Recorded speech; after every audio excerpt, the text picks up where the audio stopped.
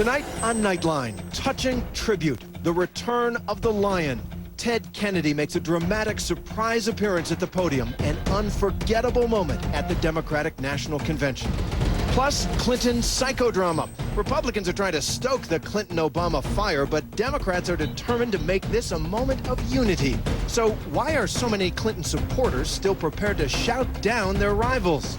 And the Nightline report card, from the image to substance to the pointed barbs. How did the Democrats do on their first night? We've got the grades. From the global resources of ABC News, with Martin Bashir and Cynthia McFadden in New York City, and Terry Moran from the Democratic National Convention in Denver, Colorado, this is Nightline, August 25th, 2008. Good evening, everyone. I'm Terry Moran, reporting from the Democratic National Convention in Denver. And day one of this convention is over. The delegates behind me pretty much filed out of the hall to enjoy the Denver nightlife a little bit. They kicked off this convention in style, with a lot of emotion and pride in their heritage, and a determination to show a united front here. We'll get to that in a moment. The highlight, the primetime star of the evening, Michelle Obama, the woman that delegates here hope will be the next First Lady of the United States. And her goal was clear here. She had to bring Barack Obama, her husband, a little closer to voters who still have a lot of questions about him. Senator Obama watched her speech and the convention in Kansas City, Missouri. And then, in really the only unscripted moment of the night, his little daughters, Malia and Sasha, disrupted the entire evening by interrupting him while he was speaking. It was hopelessly cute and very, very effective, even though it was quite spontaneous. But before that, this hall was just drenched in emotion as the party paid tribute, honored one of its great leaders, Senator Ted Kennedy, fighting brain cancer. He surprised a lot of people by showing up here on the podium and giving a rousing speech. And my colleague, John Donvan, was down on the floor for that, and he joins us now. John? Okay, Terry, we know that very often at these conventions what echoes through the hall is not completely spontaneously true, in that most of it is pre-scripted, every word written, the emotion engineered. But the Ted Kennedy moment tonight, what we saw among the attendees in the audience, that was spontaneous, that was real. Senator Edward M. Kennedy. He came out sick, but refusing to sit and refusing to call this goodbye. And nothing is going to keep me away from this special gathering tonight. It was simply a Kennedy kind of moment, one that everyone had been waiting for. Earlier in the day, it had been, will he, won't he, can he? Can the old liberal lion of the Democratic Party, sick as he is with brain cancer, can he muster the strength to get here? Just the possibility was electrifying to people in the hall. So what would it mean to have Ted Kennedy get up here one more time and speak tonight? It would be overwhelming. It's awesome, just the idea that he might show up tonight, have us standing around excited. And some of it sounded like genuine love. And we just want to give him a hug, give him a huge national hug. As we talked here, it was late afternoon, and Kennedy's inner circle at his hotel in Denver, they let the suspense build. The fact is that Kennedy's very presence in this city was not expected because of his ill health, a last-minute decision, and for that reason, all the more dramatic. Now it is my honor to introduce a tribute to Senator Edward M. Kennedy. Finally, in the hall, it began with a short film, a celebration, not a biography, so no mention of the human failings, no comments from detractors, of which, of course, there are many. It was about the triumphs and the future. This was Kennedy last January endorsing Barack Obama. My friends, I ask you to join in this historic journey, to have the courage to choose change. It's time again for a new generation of leadership. It is time now for Barack Obama. Thank you very much. Thank you. Thank you. But it was the man himself in person they cheered for and many wept for.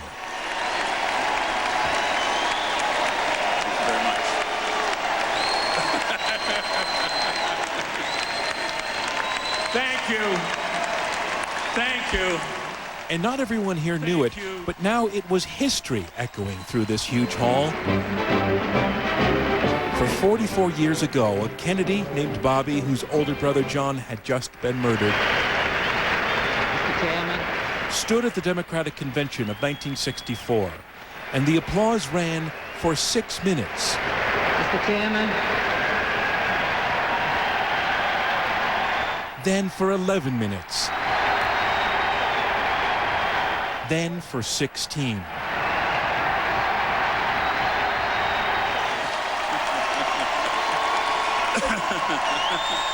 Tonight, the continuity crossed nearly a century when Ted, the last brother, stood through his applause. And then at last, he did the talking himself.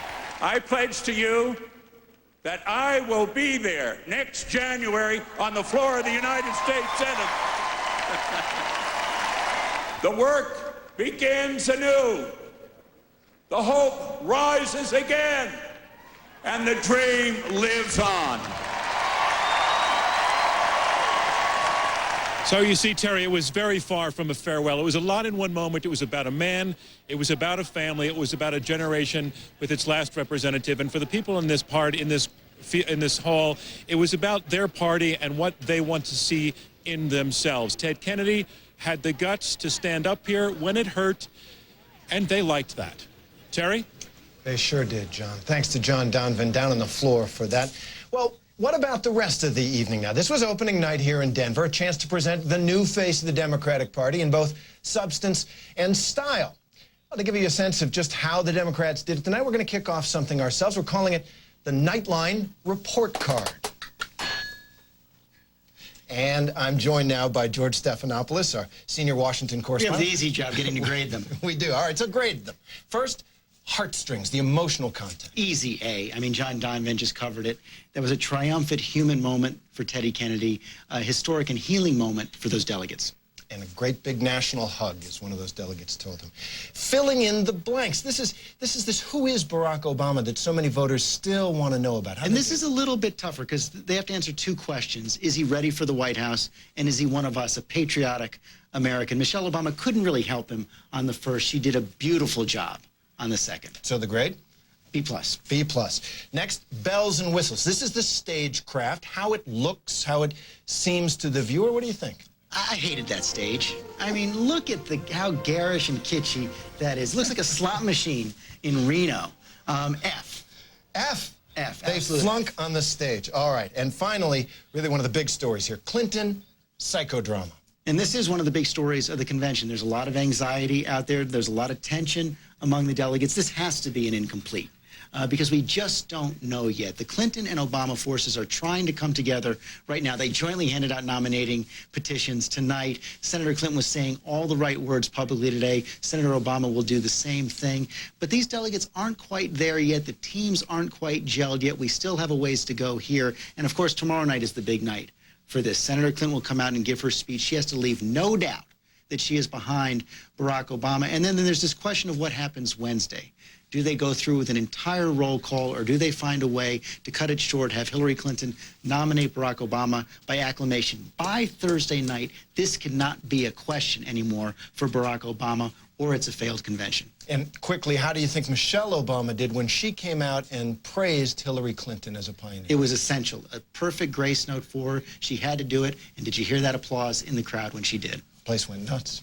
George Stephanopoulos, thanks very much. We'll continue all week. That's tonight's Nightline report card. Thanks to George for that. We'll see how the Democrats do on the report card every night this week. When we come back, we'll turn to that Clinton factor. Can Democrats bring unity to their party after such a bitter and closely divided race? We'll take a look at that question.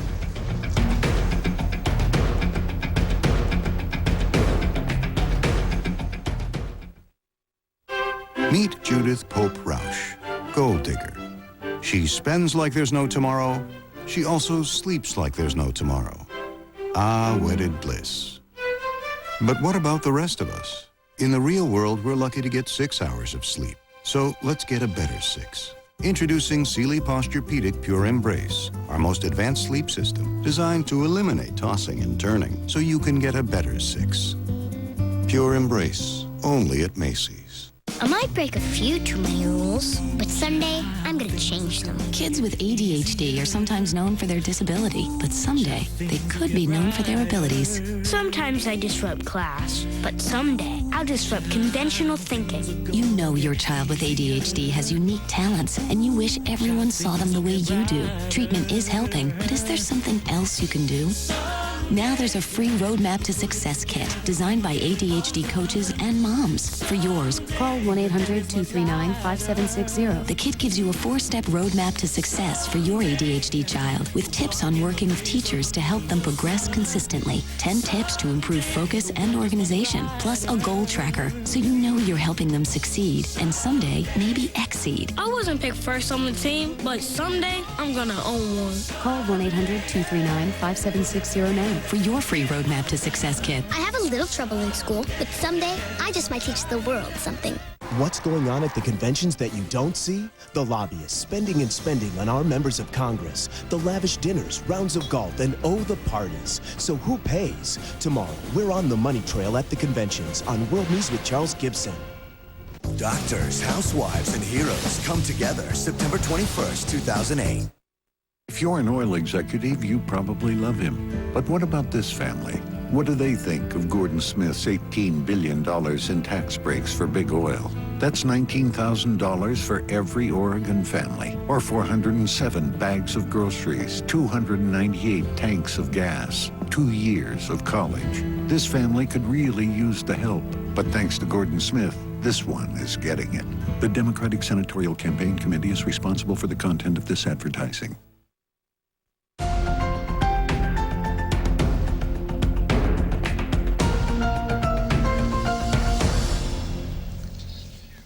The Clinton factor. It's unavoidable here. A little while ago, I spoke with a Clinton delegate, a loyal Democrat.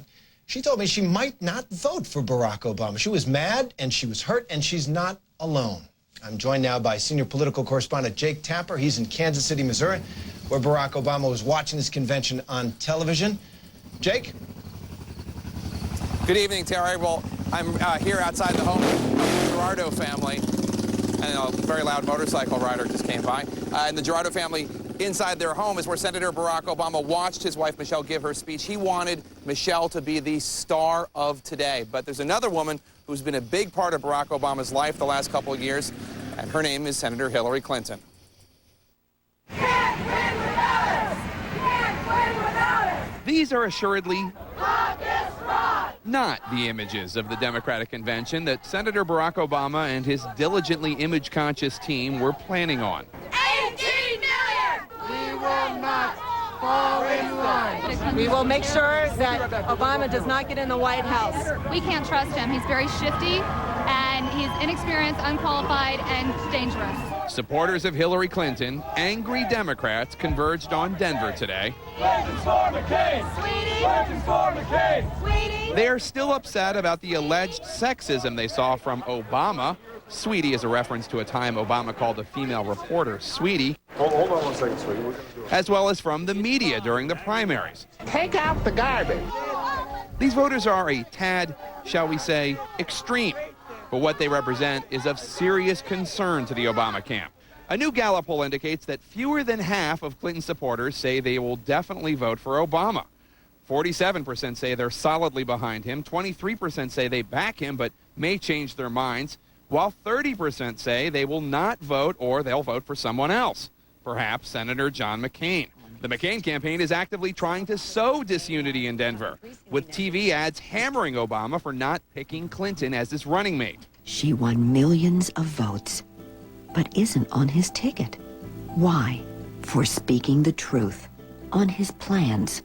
You never hear the specifics. Another ad features a former Democratic delegate for Clinton. She had the experience and judgment to be president. Now, in a first for me, I'm supporting a Republican, John McCain. Clinton bashed those ads today. And let me state what I think about their tactics and these ads. I'm Hillary Clinton, and I do not approve that message. But even though Clinton today urged party unity, she also very clearly pushed the idea, based on fuzzy and hotly disputed math, that she won more Democratic popular votes. 18 million people voted for me. 18 million people, give or take, voted for Barack. This is what democracy looks like. So it might not be a surprise that so many of these protesters say they do not believe Clinton really supports Obama. There are also the compliments Bill Clinton keeps making about John McCain's leadership on global warming, or the fact that Hillary Clinton's brother, Tony Rodham, met last week with McCain campaign co-chair Carly Fiorina. Fiorina held a Democrats for McCain event in Denver today. I am thoroughly disgusted with the Democratic Party. I believe the real magic of Barack Obama was his ability to turn lifelong Democrats like us into McCain supporters overnight. Cynthia Rucha is one of that group's leaders. I have two reasons. My vote is a protest vote. I live in Ohio. I know our votes count in a very special way because Ohio, whoever wins Ohio is often the person who becomes the president of the United States. And I do not want to reward the Democratic Party with my vote. The fact is we had a very hard-fought primary.